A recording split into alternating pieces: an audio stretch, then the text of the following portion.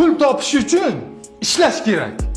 Ishlash uchun pul topish kerak, обязательно. Sen konkret gapir, qaysi birini qilish kerak? Ishlash kerak. Ish bo'lmasa, 3 yil staj o'tgan bo'lsa, qayerdan ishlaysan? Unda pul topish kerak. Bu jinnimi bu? Sen jinnimisan sen? Men senga nima deyapman? Ish bo'lmasa pulni qayerdan topaman? Siz noto'g'ri yo'ldasiz. Men chotki yo'ldaman, bilib qo'y. Bilasizmi? Bilishni ham xohlamayman. Siz?